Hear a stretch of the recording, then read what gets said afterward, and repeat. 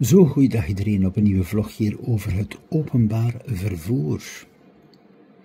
Dus enkele jaren terug was ik bezig hier met het aantonen via video's dat het moet verbeteren, het OV hier in Zeeuws-Vlaanderen. Bon, er werden ook mails verzonden naar mij vanuit de provincie en een van die mails was dat vanaf eind 2024 je rechtstreeks kan reizen van Hulst naar Vogelwaarde. Dus de keuze zou dan zijn tussen een bus of een flextaxi. Ik ga zo dadelijk die mail tonen. Waarom is dat zo belangrijk? Kan je ook wel nog even zien ten opzichte van de afstand en ook het tarief.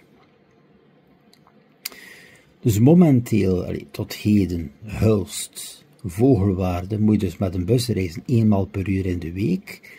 Die bus gaat naar Kloosterzande en keert dan terug naar Vogelwaarde en gaat zo verder naar Terneuzen.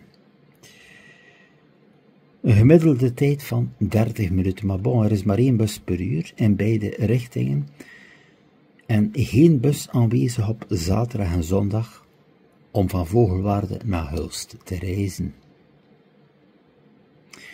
Dus de belofte was, je kan met de bus reizen of je kan een taxi nemen. Dus een taxi aan een speciaal tarief. Vooraleer dat ik nu die mail toon met het bewijs, zal ik nog even het verschil van tarief aantonen. Zo, ik heb het hier even bij de hand. Ik heb even de rekenmachine erbij gedaan, natuurlijk kan men wel dit uit het hoofd rekenen. Hè.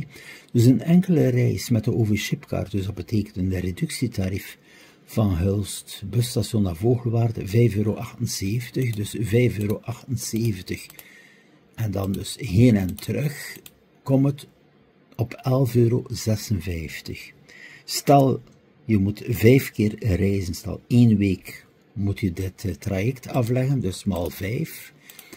Dus je bent in 1 week €57 kwijt. Dus dat is de actuele, tot heden de manier om te kunnen reizen met die bus en het tarief. Maar men heeft dus beloofd, vanaf einde 2024 kan je dus ook met die haltetaxi, die de benaming flextaxi zal krijgen, reizen. En nu zie je hier het verschil in tarief. Zo, met de bus was het dus voor een week €57. En ik kan zeggen €58. En met die taxi, dus €1 opstaptarief en €0,17 per kilometer. Dus even berekenen op basis van 10 kilometer. Ik ga het even zo doen, maar bon, ook hoofdrekenen is hier ook mogelijk. Hè? Dus 10 maal 0,17 op basis van 10 kilometer, €1,7 plus €1 opstaptarief. Hè? Ik ga het zo afronden, is gelijk aan €2,7. Bon, moet je iets verder zijn in Vogelwaarde, kan dat dan maximum tot €3 komen. Hè? Maar bon, maal 2 is €5 heen en terug. En het duurt een week, is €27. Dus je ziet het verschil. Met de bus ben je aan €58 en met de taxi ben je aan €27. Dat is toch wel een groot verschil. Plus met die taxi kan je dus rechtstreeks van Hulst busstation naar Vogelwaarde, moet je dus niet de omweg doen via Kloosterzande. Bon, ik ga nu die mail tonen, want ik hou alle mails bij al jaren en jaren, want ik volg het allemaal op.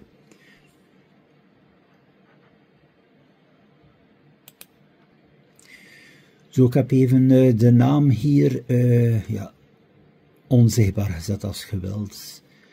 Maar bon, het is dus een mail van 17 mei 2023, dat was dus al een periode dat er dus correspondentie was met provincie Zeeland, om toch te zeggen van, luistert Vogelwaarde, Met Hulst, dat is 10 kilometer gemiddeld. Het is toch wel bijzonder lastig met de bus die de omweg doet langs Kloosterzaan en zo verder. En toen heeft men mij beloofd, dus hier staat er ook iets van deelfiets, maar bon, ik ga daar zo dadelijk op terugkomen. Het tweede gedeelte hier nu.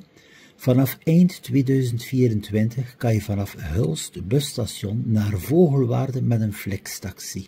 Op alle tijdstippen van de dag. Dus dat betekent, ik ben aan Hulst busstation, ik bel een taxi op alle tijdstippen, 7 op 7, kan ik dus vertrekken naar Vogelwaarde en ook natuurlijk de retour aan het tarief van gemiddeld 2,7 euro. Allee, misschien tot 3 euro, maar bon. Het is dus mogelijk. Het werd hier ook beloofd, dus in 2023. Dit hier van die flextaxi, dat heeft niets te maken met het algemene vervoersplan, want die taxis zijn al aanwezig. Die taxis hebben de benaming haltetaxi. Dus wat verandert er in feitelijk? De benaming dus van haltetaxi gaat men naar flextaxi. En dat is alles. Bon, ik ga nu direct ook komen tot het andere onderwerp hier, want ik heb dus ook gevraagd hoe zit dat met die deelfietsen. Ook totaal niet logisch welk antwoord dat ik hier gekregen heb. Dus men zegt hier voor deelfietsen en deelauto's, want dat werd ook beloofd nu voor een nieuw vervoersplan dat er zou komen in de volledige provincie, moet je een verzoek bij de gemeente neerleggen.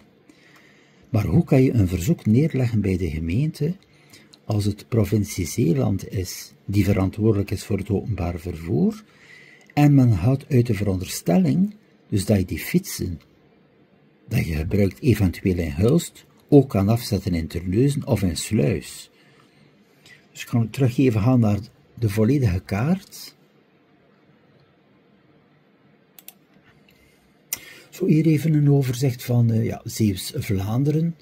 Dus de logica kan ik eerst gaan naar Oost-Vlaanderen. Dus in Oost-Vlaanderen staan er natuurlijk ook wel deelfietsen. Kijk bijvoorbeeld deze van Donkey Republiek, die elektrische en niet-elektrische kan je dus huren in Sint-Niklaas, kan je afzetten in Antwerpen. Ze staan ook aan de grens in Sint-Gilles-Waas, meer bepaald in de Klingen. Dus de bedoeling van die deelfietsen is, het is dezelfde maatschappij. Dus dat maakt, ja, als je van Antwerpen komt en naar de grens met de fiets gaat, kan je hem daar afzetten, maar het is éénzelfde maatschappij, ook verder. Er zijn natuurlijk ook in Sint-Niklaas andere maatschappijen die voor een goedkoop tarief, zoals Bluebike voor €2,50 een fiets aanbieden voor 24 uur. Maar deze fiets moet je wel terug afzetten op bepaalde locaties waar dus de fietsstalling aanwezig is. Die andere van Donkey Republiek kan je dus afzetten op digitale dropzones. Dus de logica hier in Zeeuws-Vlaanderen is dat ook dat men moet werken met digitale dropzones. Dus wat de provincie daar zegt van, je moet een verzoek indienen bij de gemeente. Allee, hoe kan je nu een verzoek indienen bij de gemeente? Stel nu dat de gemeente 10 deelfietsen ter beschikking stelt. Dan kunnen die 10 deelfietsen toch niet afgezet worden in Terneuzen of in Sluis bijvoorbeeld, als het niet dezelfde deelfietsen zijn. Dus het heeft totaal geen logica. Dus wat moet er in feite gebeuren? Dus dat het deelfietsen zijn zoals in Vlaanderen, dus die gewoon, ja, dezelfde maatschappij, dus dat je die fiets gewoon kan afzetten, via een digitale dropzone natuurlijk. Je neemt dat mee bijvoorbeeld naar Vogelwaarde, je zet hem af op een digitale dropzone, zoals hier in Stekenen. En heel de regio hier, het is vol met dropzones. Ik ga dat zo dadelijk nog even tonen op de kaart. Dus er is echt geen logica. Dus punt 1 opnieuw, de belofte om te zeggen van je kan van Hulst rechtstreeks naar Vogelwaarde en ook terug. Zo, ik heb hier even de kaart bij de hand. Ik neem even de locatie hier van Oost-Vlaanderen met de regio van Hulst.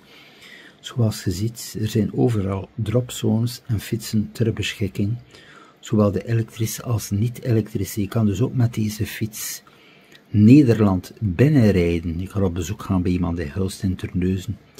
Vogelwaarde, maar je moet die fiets terug afzetten in Vlaanderen aan de dropzone. Kijk, en wat de provincie kon doen, maar bon, ze doen het natuurlijk niet. is een overeenkomst met deze maatschappij, dus dat die dropzones ook aanwezig zijn in Zeeuws-Vlaanderen. Zo kan je die fiets natuurlijk afzetten en eventueel in de ochtend, als je een deelfiets nodig hebt, je neemt die deelfiets en je fietst naar Vlaanderen via de fietssnelwegen, maar ook de verbindingspunten van de lijnbussen en ook eventueel naar het treinstation van Sint-Niklaas. Dus je hebt enorm veel mogelijkheden met dergelijke deelfietsen. Maar bon, opnieuw en opnieuw, er is hier geen resultaat. Het is jaren van gepraat en dan als het moment eraan komt, heeft men terug een excuus om terug te verzetten naar enkele jaren later.